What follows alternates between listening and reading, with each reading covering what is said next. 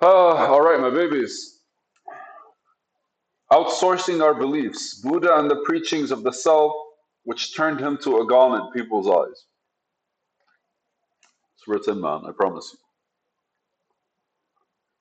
Outsourcing our beliefs, basically. And the rest is how I actually got the idea. It's funny, right? Because I'm guessing my favorite, like, there's no favorite. When it comes to Buddha, the story that first comes to mind is the story where he was walking and kind of like radiating all this stuff. And the guy asks him, what are you, a god, man? And he looks at him and says, I'm awake. Okay. And throughout his preachings, like again, it's just in general, what I like read, know about Buddhism, experienced through meditation and like actually studying meditation with people. And like kind of like the nature of how Buddhism is and what Buddha preached, right? And the different kind of like yogis and all the good stuff in the books I've read. There's a certain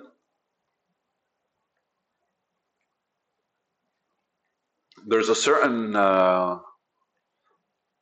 like be yourself, expand your consciousness, be a good like all the positive stuff.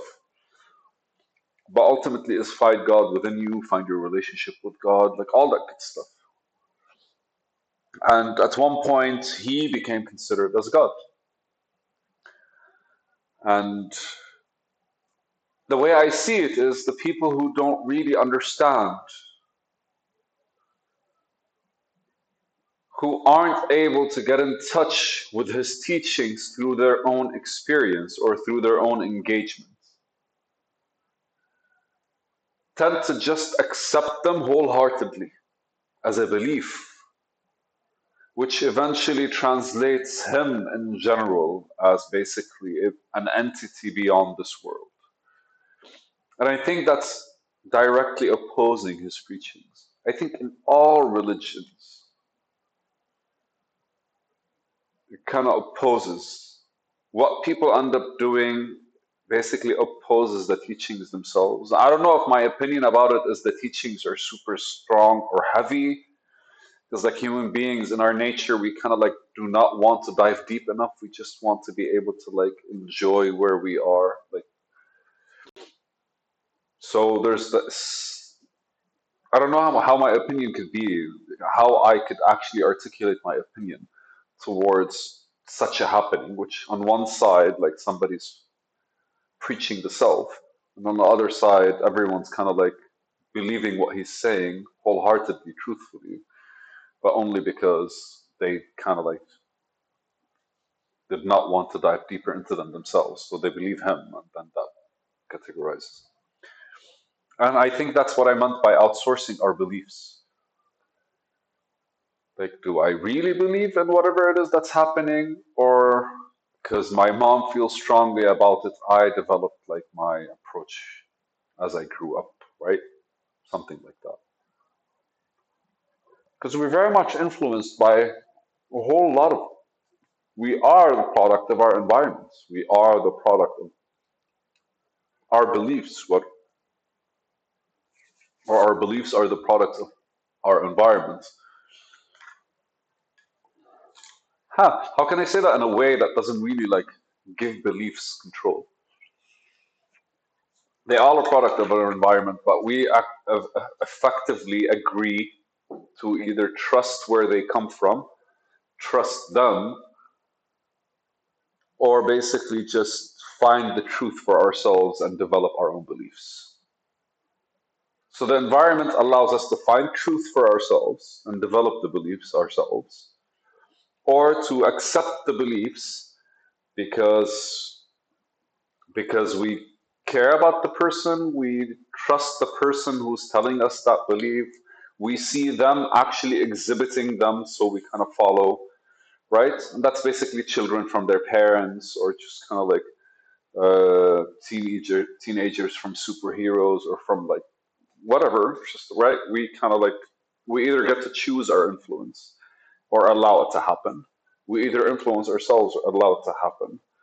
or we either اسمه. The third one is just for survival's sake, we end up believing things without knowing that we believe them. Because unconsciously, to survive, you kind of adopt certain beliefs without you actively being a part of them.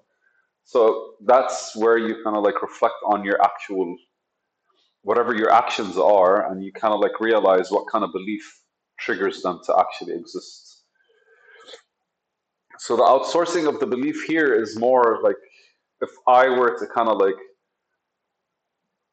all right, so this just hit heavy in my head, and I think it's because the sugar is kicking in.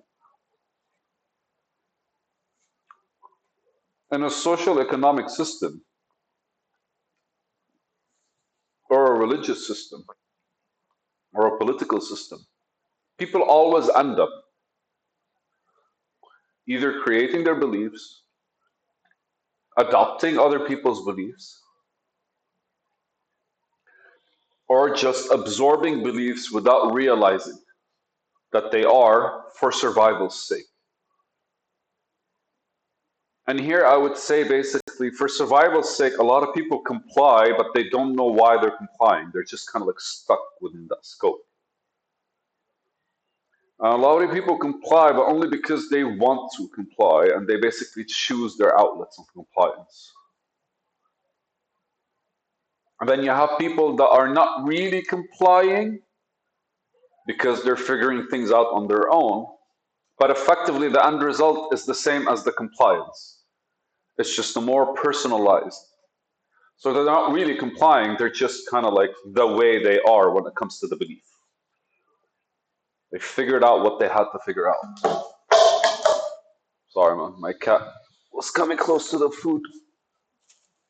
Anyways, one time I watched that they did this for good luck anytime the salt falls. So I've been doing it ever since I'm a kid. Anyways, so outsourcing our beliefs, man. Uh, I think that's where we intentionally kind of don't think about something. Like, there are a lot of things that I basically don't think about simply because my dad does them. I trust him enough to believe in his truths. And there's a Stoic saying where you don't really have to go into the details of things. Sometimes it's easier for you, it saves time, it saves energy to accept things the way they are and not really dive deeper. And I think that's also psychologically healthy to not dive deeper into many things. Simply because there are some things that you would not really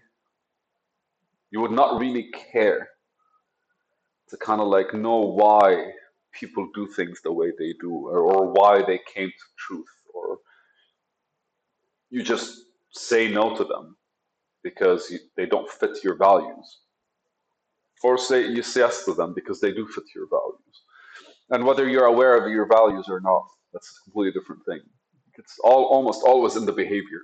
We express ourselves as close, we when we express ourselves vocally, uh, physically, artistically, socially, economically, professionally, we're always expressing ourselves. And there are certain kind of like, some people just would rather express themselves in one way than another. And then every once in a while you find that balanced person across the whole like spectrum. And that's someone who was actually like,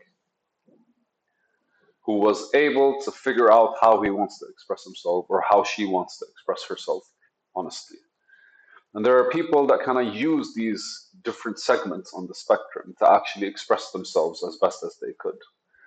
So some of them are actually strengths for them, while the other ones are just normal, but they're always expressing their true self.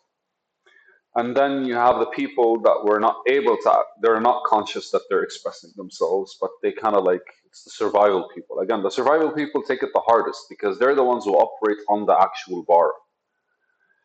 So the bare minimum is where they're kind of averaging out. And George Carlin actually, like, he makes a joke once, and he goes, think of the average IQ of people, and just remember half of them are below that to create the average. And so he was talking about standards because the average standard means always 50% are below that standard. And so like the majority is always wrestling around that standard. And what happens is you kind of like, if you level that up, if you level the standard, then basically you allow people, you raise the levels of survival, basically. You lower the bar for survival or raise the bar for kind of like expression. Because that for me is a better goal. Like if you can express yourself, the last thing, like if you eliminate survival, they have time to consider how they would want to express themselves in this world.